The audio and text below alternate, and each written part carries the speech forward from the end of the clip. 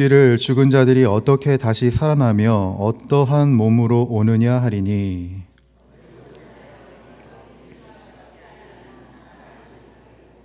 또 내가 뿌리는 것은 장래의 형체를 뿌리는 것이 아니요 다만 밀이나 다른 것의 알맹이 뿐이로되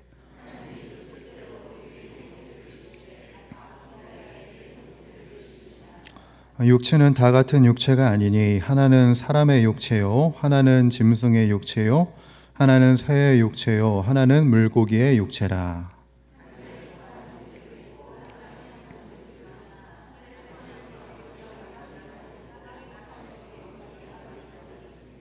해의 영광이 다르고 달의 영광이 다르며 별의 영광도 다른데 별과 별의 영광이 다르도다.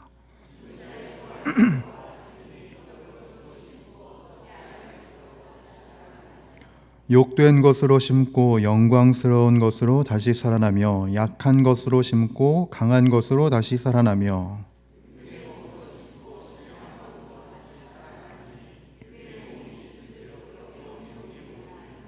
기록된 바 첫사람 아담은 생명이 되었다함과 같이 마지막 아담은 살려주는 영이 되었나니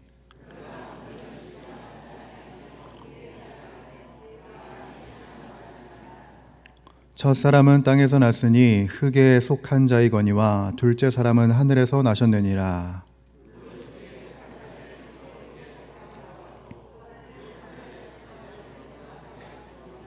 함께 읽겠습니다. 우리가 흙에 속한 자의 형상을 입은 것 같이 또한 하늘에 속한 이의 형상을 입으리라. 아멘. 이 새벽의 제단에 나오신 우리 주님의 권속들 환영하고 축복합니다. 우리 고린도전서 15장의 말씀을 보면서 계속해서 부활을 상고하고 있는데 부활의 은혜와 은총이 우리에게 있기를 간절히 소원합니다. 제가 예전에 신학대학원을 다니면서 저보다 나이가 지긋하신 형님들과 이야기를 할 기회가 굉장히 많았어요. 그때 당시 제가 20대였는데 20대였던 저에게 이제 형님들이 신신당부한 말씀이 있었습니다. 그게 뭐냐면 민서봐 20대의 몸과 30대의 몸이 다르고 30대의 몸과 40대의 몸이 다르며 40대의 몸과 50대의 몸이 다르느니라. 네, 이렇게 말씀하셨어요. 제가 한국 나이로 이제 40대에 진입을 했거든요. 형님들의 말씀이 어떤 말씀인지 이해가 돼요. 이게 젊은 목사가 하기에는 굉장히 민망한 이 말이긴 한데 이게 나이가 들어가는 게 이제 저도 이제 느껴지는 거예요. 예전에는 제가 막 소리 높여서 이제 기도하는 걸 되게 좋아하는데 20대 때는 목소리를 높여서 기도해도 그 다음 날이 되면은 그 목이 이제 괜찮았단 말이죠. 목이 안 아팠단 말이에요. 그런데 이제는 좀 소리 지르고 이제 외치고 그러면 그 다음 날에 목이 안 나요. 목이 계속 아파요. 아마 이 자리에 앉아 계시는 분들도 마찬가지이실 것이라는 생각이 듭니다. 우리는 아침에 일어날 때마다 세월의 무게를 실감하죠. 예전에는 한숨 자면 아픈 게 깨끗하게 나았는데 이제는 안 나아요. 잠을 아무리 자도 개운하지가 않아요.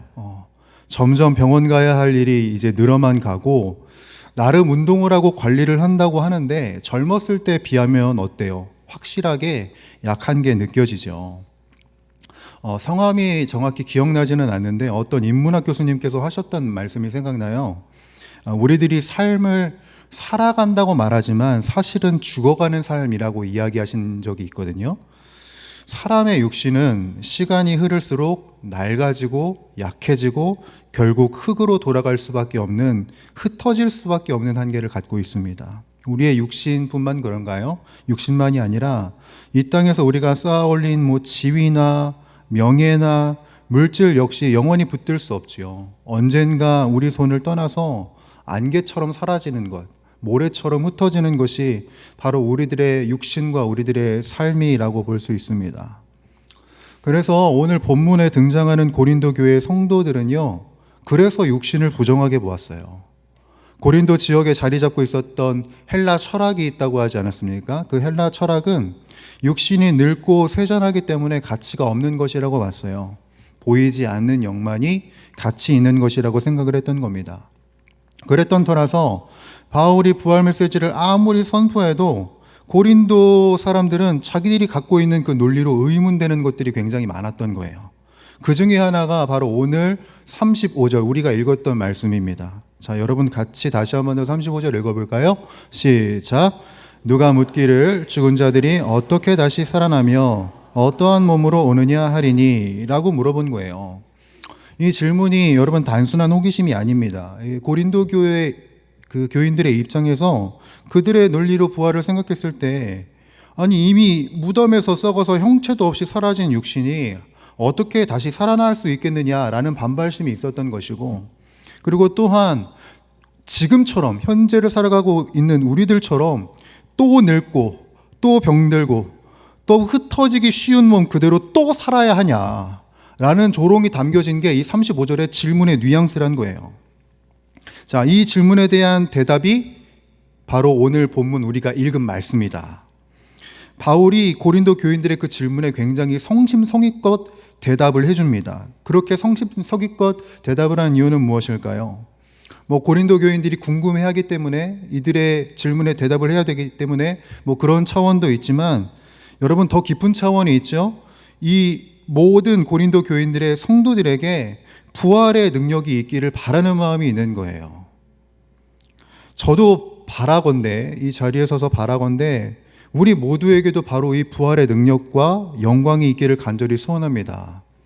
어떤 인문학 교수의 말처럼 우리들은 죽어가는 사람들이 아니라 부활의 소망을 품고 살아가는 사람들, 단순히 죽어가는 존재가 아니라 부활의 능력으로 살아가는 사람들이 바로 저와 우리들이 될 수 있기를 주님의 이름으로 간절히 소원합니다. 자, 바울은 먼저 부활을 설명할 때에 어떻게 설명하냐? 농부가 땅에 심은 씨앗으로 비유를 하는 것을 우리들이 보게 됩니다. 자, 여기서 농작물이나 꽃 심어 보신 분 한번 손 들어 보실까요? 자, 한 3분의 1은 넘으시는 것 같아요. 자, 농작물이나 꽃을 심어 보신 분들이라면 아시겠지만 심는 모양과 거두는 모양이 완전히 다릅니다. 우리가 심는 그 조그만 씨가 시간이 지나서 땅에서 썩고 자라고, 그래서 우리가 심었던 것과는 전혀 다른 모습으로 커가고 열매가 맺잖아요. 그렇죠? 바울은 그러한 자연의 원리를 가지고 이 부활을 설명하는 거예요. 부활이라는 것은 늙고 병든 몸 그대로 사는 것이 아니라 아예 새로운 모양이 될 것이라는 말을 하고 있는 겁니다. 이 내용을 42절, 44절에 걸쳐서 대답을 한 건데, 자, 여러분 42절, 44절 길지만 자, 우리 다시 한 번 더 같이 읽어봅니다. 시작. 죽은 자의 부활도 그와 같으니 썩을 것으로 심고 썩지 아니할 것으로 다시 살아나며 욕된 것으로 심고 영광스러운 것으로 다시 살아나며 약한 것으로 심고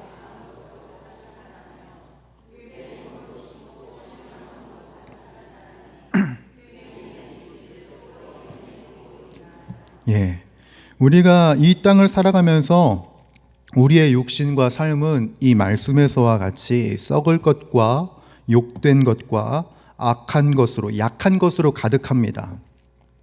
아무리 아름다운 외모도요, 시간이 지나면 주름이 지고요, 아무리 잘생긴 사람도 늙어가게 되고, 아무리 강인한 육체도 질병 앞에서 속절없이 무너집니다. 때로는 삶을 살아가면서 고된 일과 어려움 때문에 우리들은 수치와 좌절을 경험하기도 해요. 우리의 과거와 현재는 깨어지고 흩어지기 쉬운 결함으로 가득 차 있는 것입니다. 그런데 여러분, 우리가 분명히 기억해야 할 것은 무엇이냐면 하나님께서 주를 믿는 자들의 삶을 흩어지거나 썩어 없어지거나 그렇게 방치하지 않으신다는 점이에요. 주님은 우리의 모든 연약함을 친히 붙드셔서 완전히 새롭게 우리들의 몸과 삶을 바꾸신다는 것입니다. 여러분 그렇게 믿으십니까? 부활의 은혜와 은총이 우리들의 몸과 우리들의 삶을 완전히 새롭게 한다는 것이죠. 그래서 바울은 이 변화된 우리의 존재를 무엇이라고 부르냐면, 여러분 44절 보시면 신령한 몸이라고 되어 있습니다. 신령한 몸, 그렇죠? 이 신령한 몸을 헬라어로 보게 되면요, 어떤 뜻이 있냐면 성령의 지배를 받는 몸, 성령 안에 있는 몸이라는 의미가 있습니다. 그러므로 이 부활이라는 것은 뭐 낡은 건물을 대충 보수하는 리모델링 정도가 아니라요, 하나님의 영광과 능력을 온전히 담아낼 수 있는 이 완벽한 구조로 우리들을 새 창조하는 사건이다 라는 거예요. 우리가 이 땅의 한계와 고통을 다 벗어던지고 마침내 그리스도께서 입으신 그 승리의 형상을 우리도 부여받게 된다. 바로 부활이 그런 사건이다 라는 것을 우리들에게 알려주고 있는 겁니다. 여러분, 부활이 우리를 새롭게 창조하게 된다면 여러분, 지금 우리들은 어떻게 살아갈 수 있을까요? 우리들의 삶은 어떻게 바뀔 수 있을까요? 우리들의 현재는 어떻게 좀 변화될 수 있겠습니까? 우리가 날로 약해지고 우리들의 상황은 고되지만 우리가 낙심하지 않을 이유가 있는 것이지요. 그렇지 않으세요? 우리들이 늙어가고 추레해지고 낭망할 때가 있지만 그럼에도 불구하고 낭망으로 끝이 나지 않을 것이라는 확신이 우리들에게 있는 거예요. 하나님의 완벽한 통치가 우리들의 육신뿐만 아니라 우리들의 삶에 분명히 임하게 될 것이고 우리들은 변하게 될 것이기 때문에 여러분, 여기에 우리들은 찬양할 이유가 있는 것이고 예배할 이유가 있는 것이죠. 시간이 남아서 예배하는 게 아니고 시간이 남아서 찬양하는 것이 아닙니다. 여러분, 우리들의 삶을 변화시키시고 우리들의 삶을 완전히 역전시켜 주시는 그 주님의 은혜가 우리들에게 있기 때문에, 그 주님을 믿는 믿음이 있기 때문에 우리들은 찬양할 수 있고 예배할 수 있는 것이죠. 주님께서 우리에게 부어주시는 그 부활의 은혜는요, 하자가 있는 뭐 어떤 부분이나 아니면 문제가 있는 어떤 특정한 부분만을 바꾸시는 것이 아닙니다. 주님의 영광을 누릴 수 있도록 우리들의 인생과 우리들의 육신을 완전히 새로운 피조물로 거듭나게 하시는 것이지요. 여러분, 그 은혜가 이 고린도 교인들에게만 있는 것이 아니라 우리 모두에게 있다는 것을 잊지 않으셨으면 좋겠어요. 삶을 살면서 낭망할 것 있고 우리들은 쇠잔하지만 우리들을 새롭게 하시는 부활의 은혜와 은총이 있다는 것을 우리들이 기억하기를 바랍니다. 그렇다면 이 신령한 몸은 우리들에게 어떻게 주어지게 될까? 바울은 이 신령한 몸이 우리들의 삶에 이 성령의 지배를 받는 몸과 삶이 어떻게 시작될 수 있는지 그 근원을 우리들에게 설명을 합니다. 그게 45절인데요. 자, 45절도 함께 읽어봅니다. 시작. 기록된 바 첫사람 아담은 생령이 되었다 함과 같이 마지막 아담은 살려주는 영이 되었나니. 아멘. 바울은 인류의 두 대표자인 이 첫사람 아담과 그리고 마지막 아담이신 예수 그리스도를 대조하면서 그 근원을 밝히고 있습니다. 이것을 생각하기에 앞서서 우리가 이 삶에서 이루어지고 있는 법칙을 하나를 좀 잘 생각해 볼 필요가 있는 것 같아요. 어떤 법칙이냐면 사람은 자신에게만 있는 것을 줄 수 있다는 것이에요. 자, 뭐라고요? 사람은 자기에게만 있는 것을 줄 수 있다고요. 제가 하나 예를 들어보겠습니다, 여러분. 제가 한창 신혼 때 첫째 딸을 키울 때가 생각나요. 첫째 딸이 갖고 싶은 장난감이 있었어요. 지금 상황에서는 그렇게 비싼 게 아니었는데 신혼 당시에는 그 뭐 월세비에 지출되는 돈이 너무나도 많아서 마음은 있는데 사줄 수가 없는 거예요. 너무 짠하지 않습니까, 여러분? 이러한 인생 다 경험해 보셨죠? 주고 싶은데 줄 수가 없어요. 왜? 돈이 없으니까. 여러분, 지갑에 돈이 없는 사람은요, 아무리 마음이 간절해도 남에게 돈을 줄 수가 없어요. 마음의 사랑이 메마른 사람은 다른 사람에게 진정한 사랑을 베풀 수가 없습니다. 사람은 오직 내가 소유하고 있는 영역 안에서만 타인에게 줄 수 있어요. 이건 변하지 않는 법칙입니다. 여러분, 이 관점을 한번 잘 생각해 보시면서 오늘 아담과 마지막 아담이신 그리스도를 잘 생각을 해보세요. 바울은 첫 아담을 가리켜서 무엇이 되었다고 합니까, 여러분? 오늘 본문 보니까 생령이 되었다고 해요. 생령을 헬라어로 보게 되면 이런 의미가 있습니다. 여러분 잘 기록해 두세요. 살아있는 혼이라는 의미도 있고요. 이거를 잘 기억하셔야 돼요. 외부로부터 생명력을 공급받아야만 겨우 살아갈 수 있는 피조물이라는 의미가 있어요. 아담은요, 스스로 생명을 만들어내거나 남을 살릴 수 있는 능력이 없어요. 한계가 아주 명확한 존재입니다. 첫째 아담은 생명력을 공급받아야만 겨우 살아갈 수 있는 거예요. 그 아담이 뭘 해요? 하나님께 범죄를 저질러요. 썩어지고 죽음을 이 죄의 대가로 받았어요. 그 아담이 썩어짐과 죽음을 받았기에 그가 있는 것이 그대로 모든 인류에게 전달돼요. 그래서 우리들은 시들고 병들고 흙으로 돌아가는 썩어질 몸을 유산으로 받은 겁니다. 그에게 있는 것이 그대로 우리들에게 온 거예요. 자, 그런데 마지막 아담이신 예수 그리스도는 완전히 다르다는 거죠. 바울은 주님을 가리켜서 어떤 분이라고 말씀했냐? 살려주는 영이시라고 선포했어요, 여러분. 살려주는 영. 여러분, 예수님은 살려주시는 영이십니다. 네. 헬라어 원어로 보게 되면 어떤 의미가 있냐면 사망에 결박된 자에게 새 생명을 창조하여 불어넣다, 살려내다라는 뜻이 있어요. 여러분, 예수님은 하나님이세요. 예수님이 하나님이시다라는 말은 무슨 이야기냐면 외부로부터 생명을 공급받아야 하는 피조물이 아니라는 겁니다.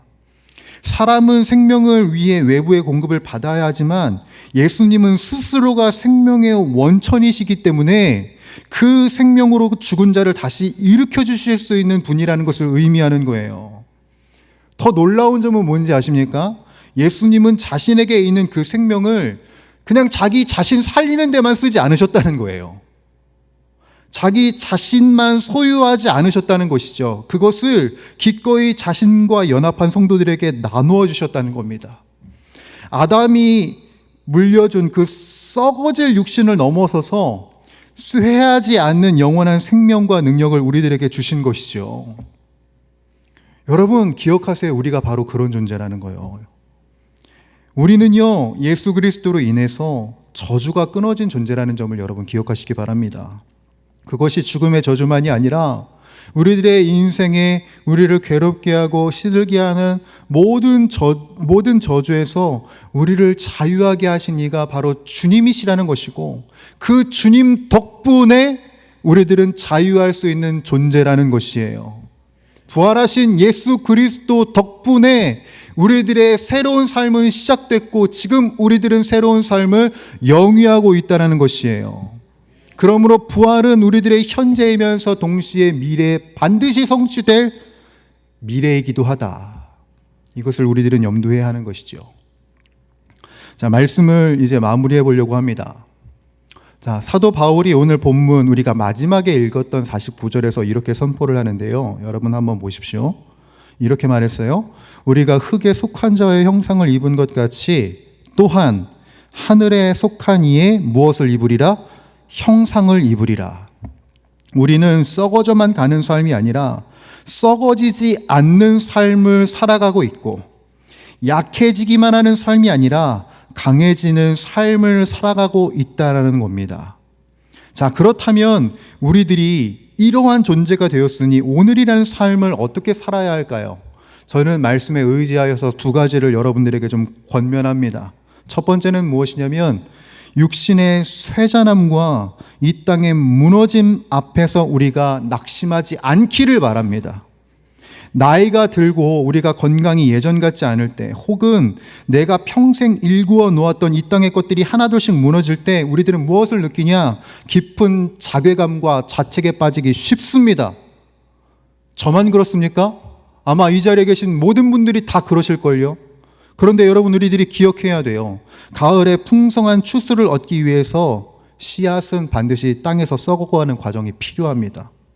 지금 우리의 육신이 약해지고 늙어지는 것은 신령한 몸을 거두기 위해 이 땅에 심겨지는 과정일 뿐이라는 것을 여러분 기억하세요. 그러므로 썩어질 유한한 것에 인생을 걸면서 슬퍼하지 마시고, 우리에게 영원한 강함과 영광을 주실 그 부활의 주님을 바라보시면서 낙심 말고 이 인생을 걸어가시기를 축복합니다. 두 번째, 오늘 하루를 하늘에 속한 자의 정체성을 가지고 우리들이 온전히 살아낼 필요가 있는 거예요. 세상 사람들은 이 땅의 삶이 전부인 줄 알고 조금이라도 더 가지려고 비교하고 시기하며 죄의 유혹에 자신을 내어줍니다. 그런데 부활을 소망하는 우리들은 자발적으로 자신을 낮추어 이웃을 사랑하고 거룩한 삶을 선택할 수 있습니다. 오늘 우리가 주님의 몸된 교회를 위해서 땀 흘리는 수고, 가정과 일터에서 믿음을 지키기 위해 눈물로 참아내는 인내, 연약한 지체들의 짐을 함께 짊어지는 이 모든 섬김이, 이 모든 인내와 수고가 허공에 흩어지는 것이 아니라는 점, 살려주시는 영이신 그 예수님께서 장차 그 날에 우리의 모든 수고와 그리고 우리들의 모든 인내를 영광스러운 열매로 키워 주실 것이라는 점, 그렇기에 늘 우리들은 하늘에 속한 자가 되고 주님께 속한 자가 되어야 한다는 점, 이것을 잊지 말길 바랍니다. 사랑하는 주의 권속들, 쇠락해가는 이 땅의 가치관에 우리들이 흔들리지 않길 바랍니다. 사망을 이기시고 부활하신 그 우리 주 예수 그리스도께서 지금도 살아계셔서 저와 우리들의 삶을 붙들고 계시니 이 부활의 신앙을 든든한 기둥으로 삼아 하나님과 함께 동행하며 하늘의 소망과 평강을 당당히 누리며 살아가는 저와 우리 이 자리에 계신 모든 주의 권속들, 그리고 또한 우리 용인 영락교회의 삶이 되기를 주님의 이름으로 간절히 축원합니다. 이 시간